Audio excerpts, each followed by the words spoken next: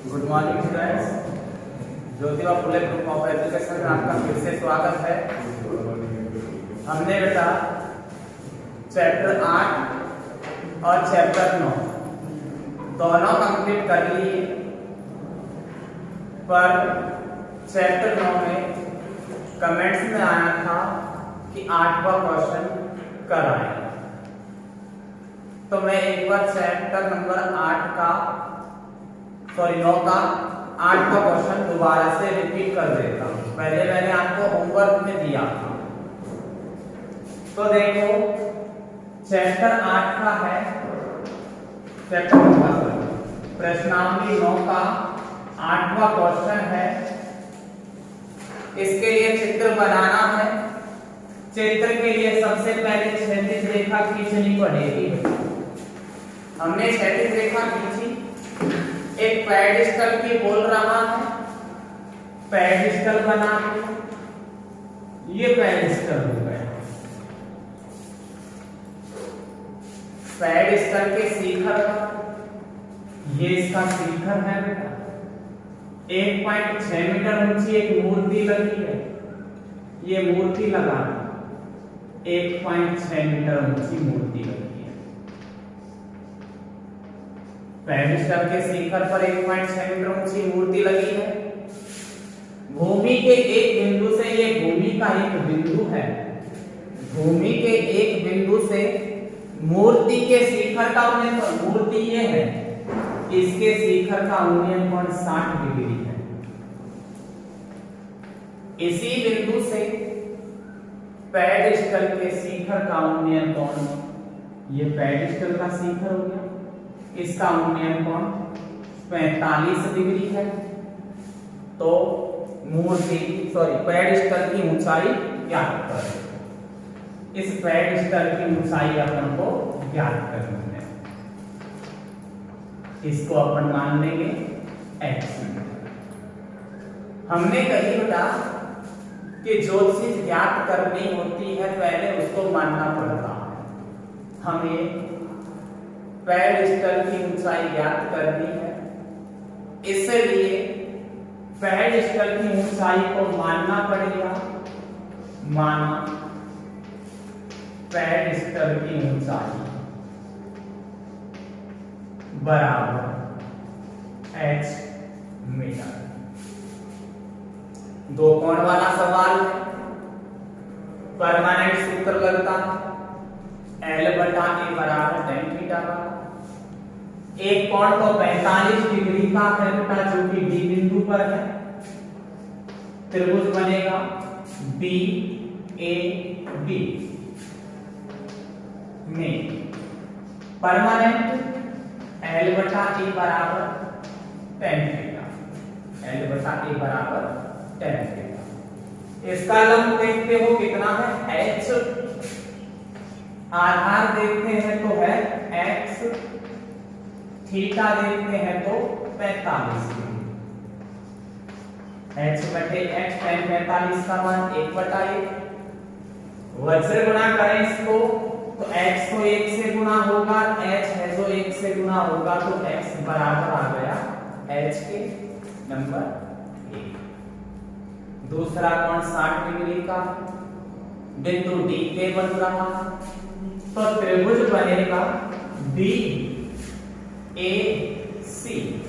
त्रिभुज हो गया DAC में L/A बराबर में tan थीटा। इसका लंब हो गया h प्लस 1.6, h प्लस 1.6 बटे आधार है इसका x बराबर tan थीटा की जगह पे 60 डिग्री रख दिया। tan 60 का मान होता है का √3 बटे में कुछ नहीं 1। वही वज्र गुणा करेंगे इसको तो h प्लस 1.6 बराबर √3x। x की जगह मान कहां से, समीकरण 1 से। तो h प्लस 1.6 बराबर √3h रख दिया। अब देखो बेटा, चर एक साइड अचर एक साइड, यहां तक सबने कर लिया होगा, हुआ भी होगा यहां तक। तो चर एक साइड अचर एक साइड करेंगे तो इस h को इधर ट्रांसफर कर देंगे। कई स्टूडेंट्स क्या गलती करते हैं बेटा, यहां पे h से h कट गया, √3 बच गया, जो कि गलत है। कॉमन से घटता है बेटा रूट वाला सवाल जो होता है, चर वाले सवाल जो होते हैं वो कॉमन से जुड़ते घटते हैं। कॉमन क्या निकलेगा इसमें, h, यहां से बच गया √3 माइनस यहां कुछ नहीं बचता है तो 1, गुणा की संख्या को बटे में ले जाएंगे तो h बराबर 1.6 बटे में आ जाएगा √3 माइनस 1। हम पहले ही बोल चुके हैं बेटा कि नीचे रूट आना नहीं चाहिए, गलती से आ जाए तो हरों का परिमेयीकरण करना पड़ता है।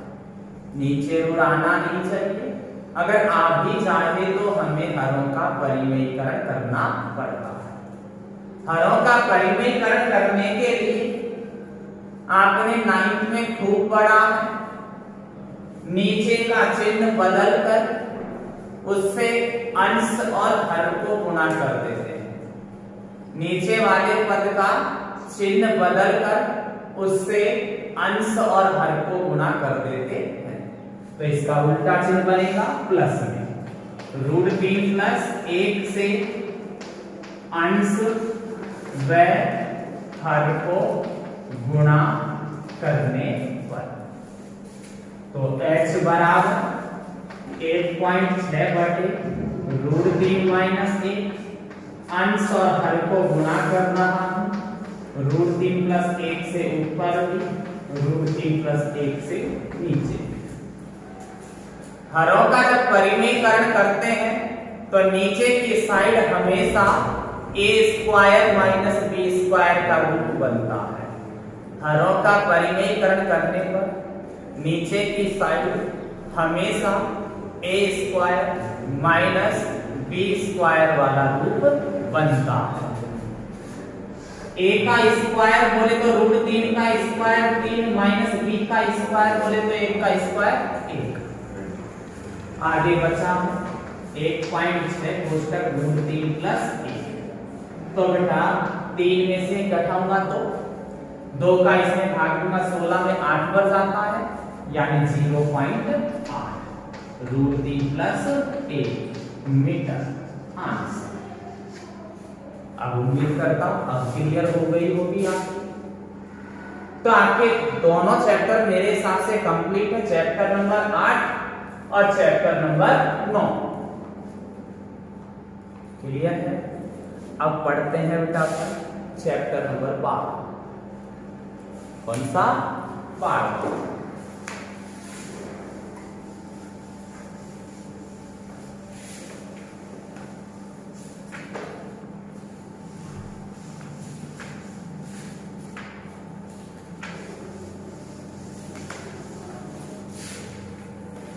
देखो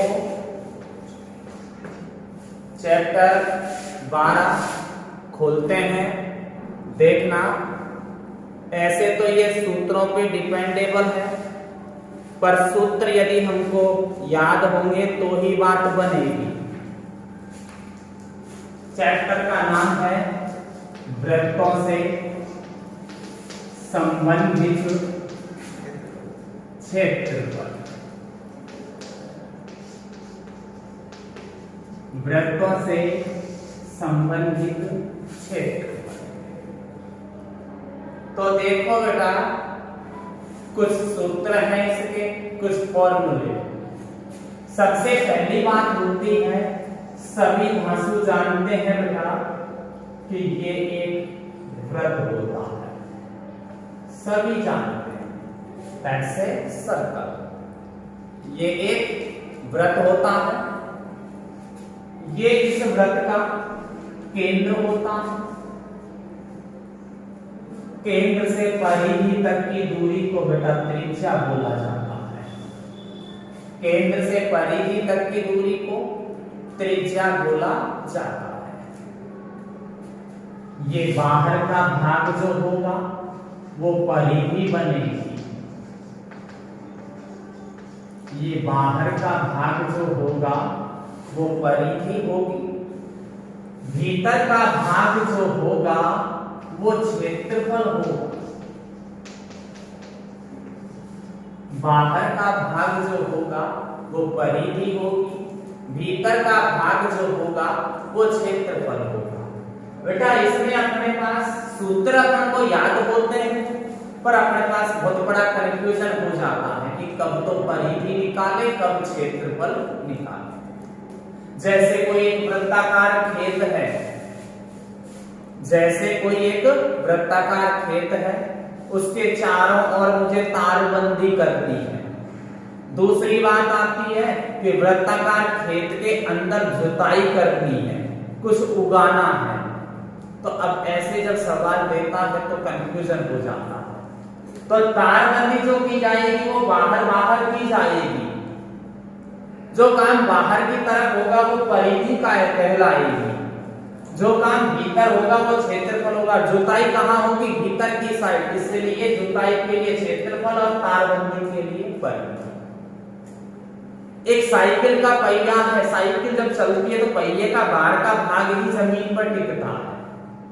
अगर पहिए का भीतर का भाग जमीन पे टिक गया ना तो आप भी जमीन पे टिक जाओगे।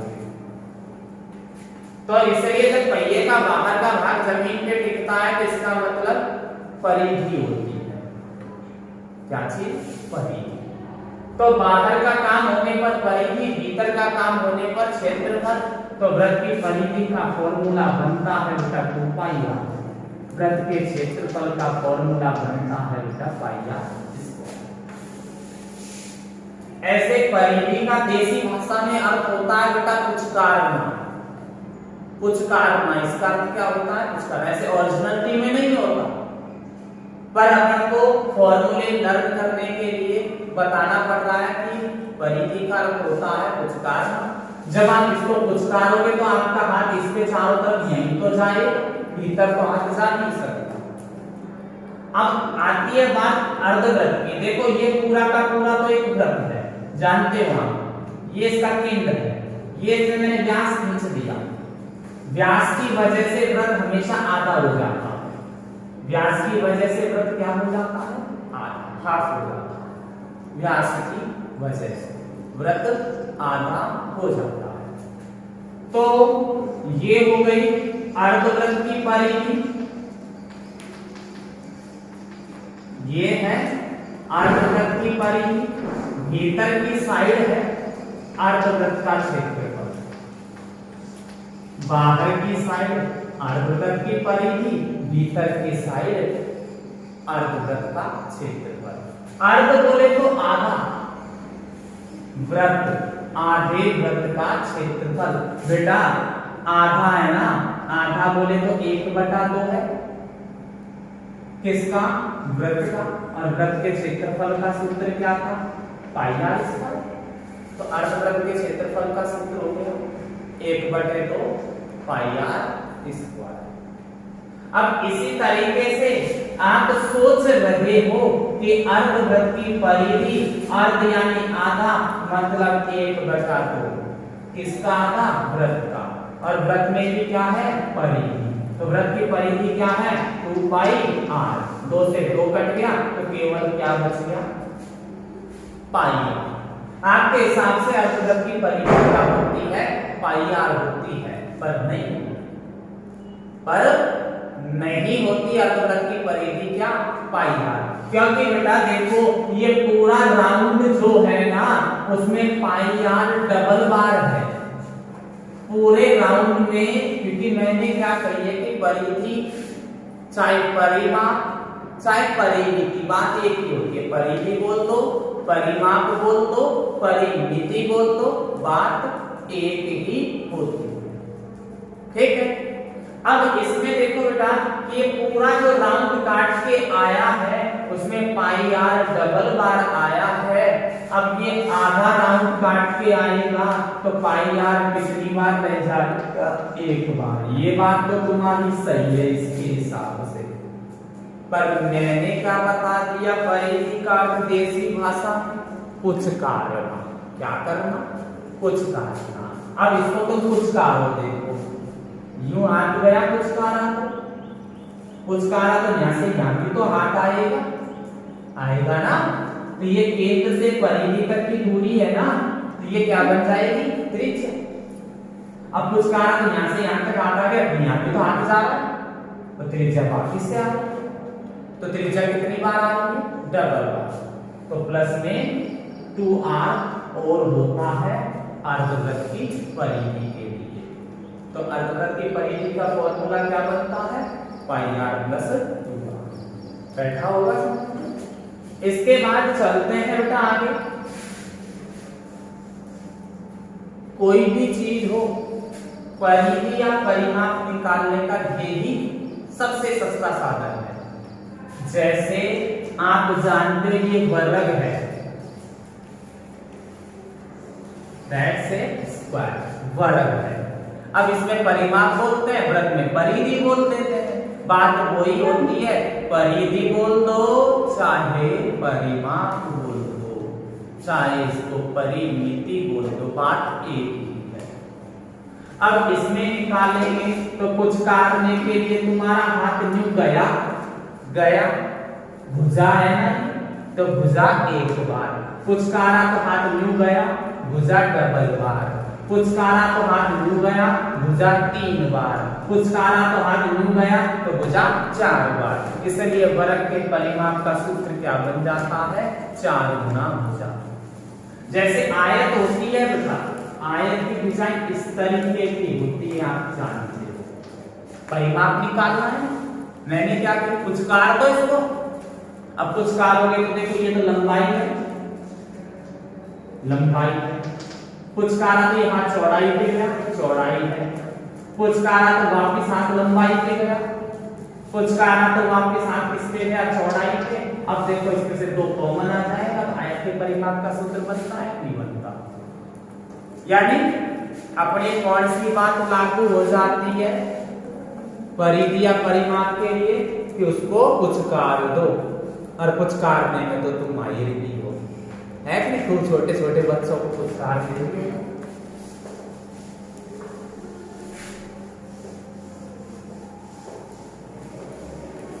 आगे देखते हैं बेटा।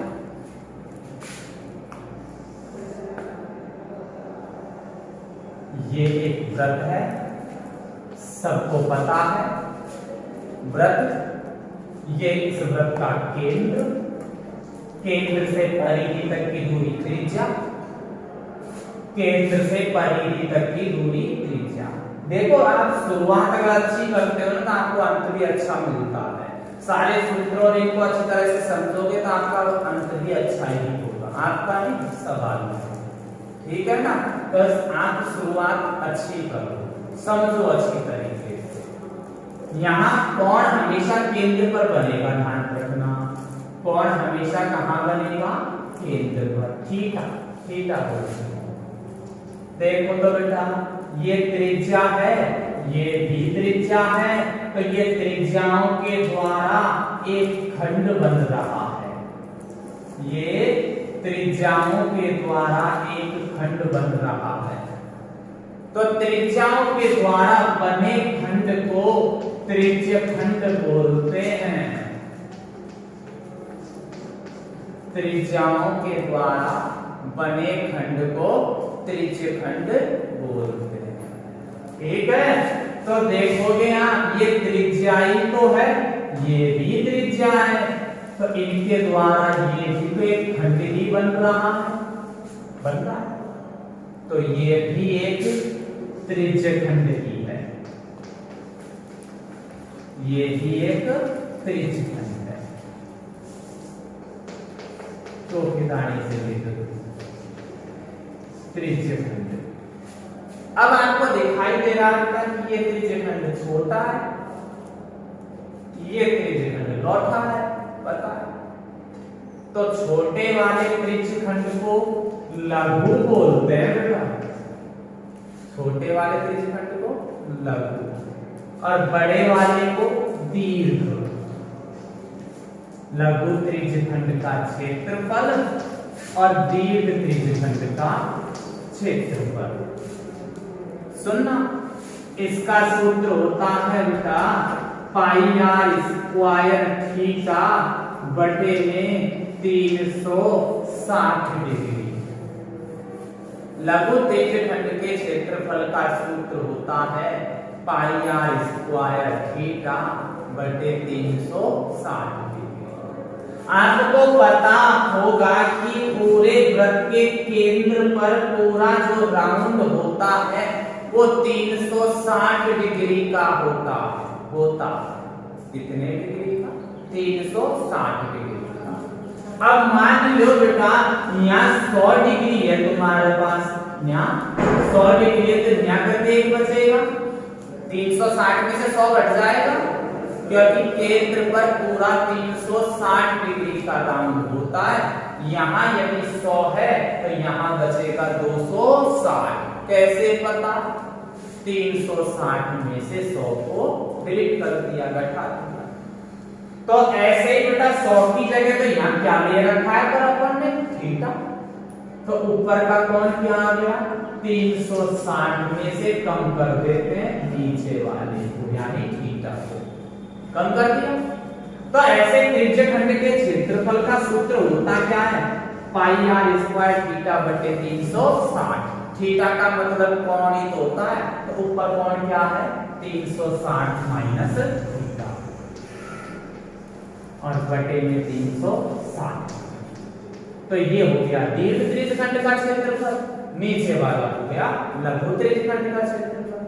ये तो आपको काम में जब लेना है जब आपको स्पेशली सवालों में लिख दे कि दीर्घ त्रिज्यखंड का क्षेत्रफल ज्ञात करो, तो ये लगाना है, नहीं तो ये लगेगा, ये चलेगा।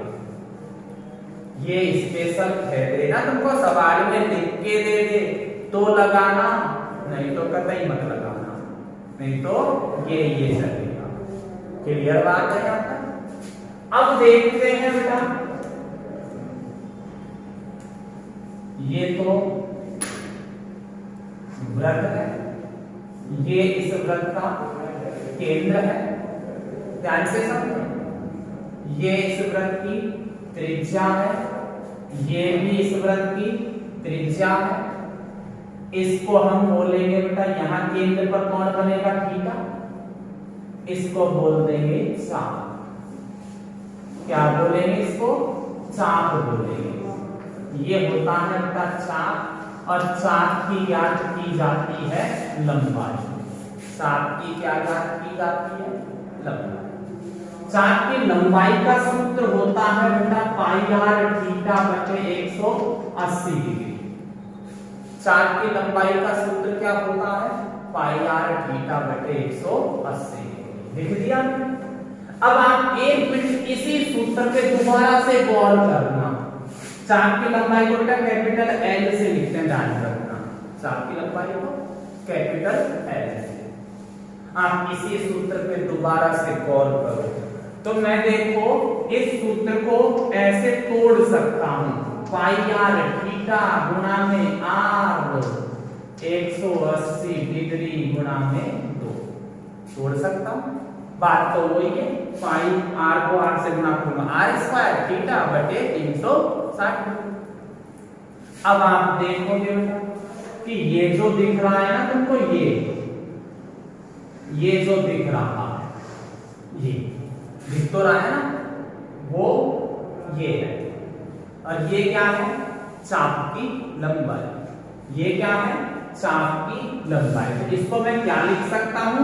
एल गुणा में आर, और बटे में कितना है? 2 बटे 2 मतलब 1/2। तो ये भी त्रिज्यखंड का ही क्षेत्रफल, 1/2 एल गुणा आर।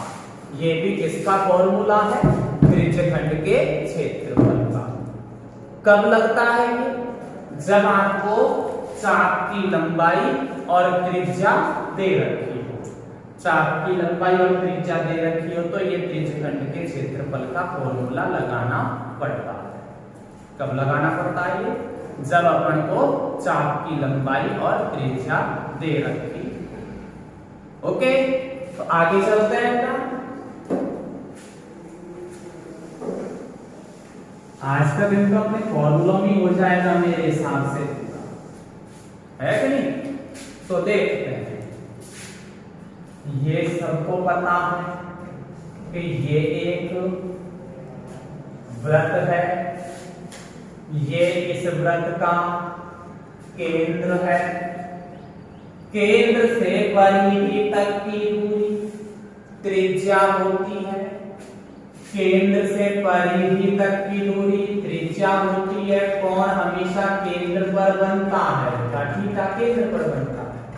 अब ये डिजाइन तो त्रिज्यखंड की है, पर मैंने बीच में एक जीवा खींच दी, एक जीवा खींच दी, तो जीवा की वजह से जो ये नीचे की डिजाइन बन रही है ना, ये वाली डिजाइन, ये नीचे की डिजाइन, इसको हम वृत्तखंड बोलेंगे,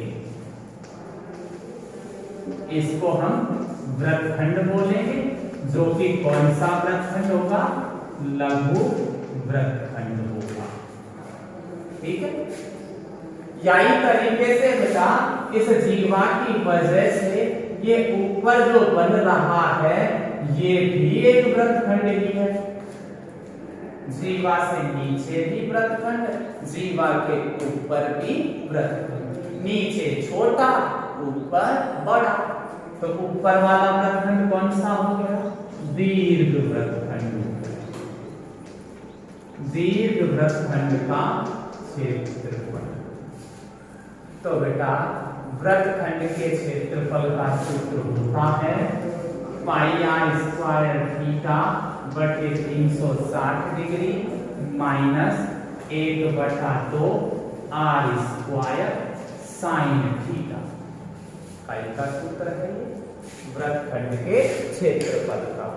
परंतु आप देखो बेटा कि आपको पहले वाला जो त्रिज्यखंड के सिस्टम से अगर ऊपर वाले वृत्तखंड का निकालोगे ना, तो यहाँ मान लो 100 डिग्री है, तो यहाँ कितना आ गया? 260 आ गया कि नहीं आ गया?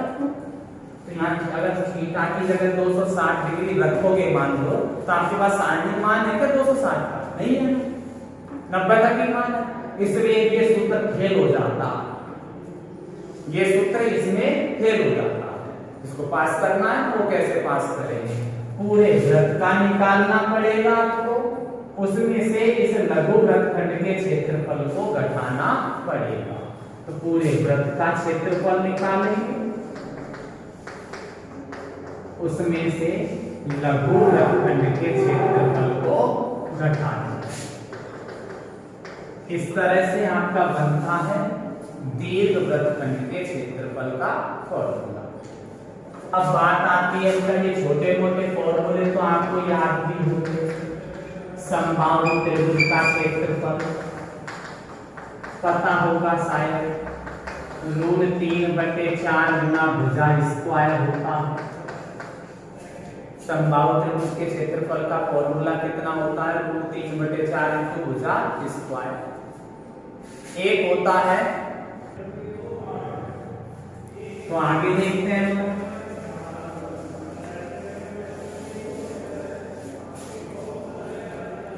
देखो ये एक वृत्त है, ये इस वृत्त का केंद्र है, केंद्र से परिधि तक की दूरी को बेटा त्रिज्या बोलते हैं। इसी केंद्र पर रखकर मैंने एक वृत्त और घुमा दिया, ये लो, ये इस बाहर वाले वृत्त की त्रिज्या हो गई, हो गई।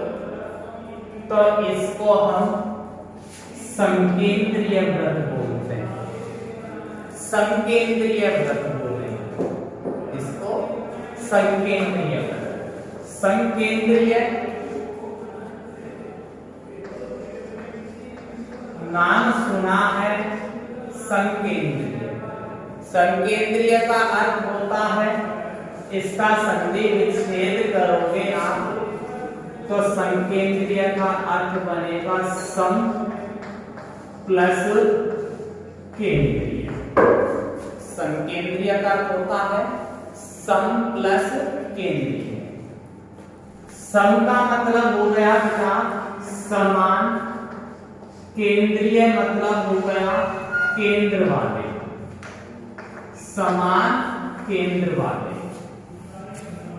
तो परिभाषा बनती है संकेंद्रीय वृत्त की कि दो या दो से अधिक वृत्त जिनका केंद्र एक ही हो संकेंद्रीय वृत्त कहलाते हैं। दो या दो से अधिक वृत्त जिनका केंद्र एक ही हो क्या कहलाते हैं, संकेंद्रीय वृत्त। तो संकेंद्रीय वृत्त का क्षेत्रफल बराबर होता है बेटा पाई कोष्ठक बड़े आर का स्क्वायर माइनस छोटे आर का स्क्वायर, बड़े आर का स्क्वायर माइनस छोटे आर का स्क्वायर। देखो बाहर वाले वृत्त के क्षेत्रफल में से भीतर वाले वृत्त के क्षेत्रफल को घटा देंगे तो ये आ जाएगा, और वृत्त के क्षेत्रफल का फॉर्मूला लगा के पाई को हमने कॉमन निकाला। यहाँ आपको दिख रहा है a square minus b square भी बन सकता है, a square minus b square बोले तो a plus b a minus b। तो इस फॉर्मूले को हम ऐसे भी लिख सकते हैं पाई कोष्ठक बड़े आर प्लस छोटा आर और बड़ा आर माइनस छोटा, ये संकेंद्रीय वृत्त होता है। इसके बाद बात आती है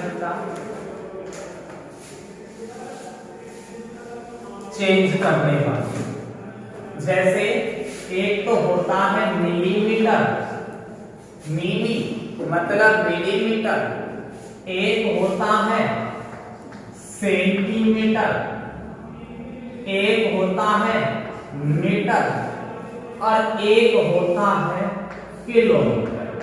मिलीमीटर, सेंटीमीटर, मीटर और किलोमीटर, चार चीज है। मिलीमीटर है, सेंटीमीटर है, मीटर है और किलोमीटर। 10, 100,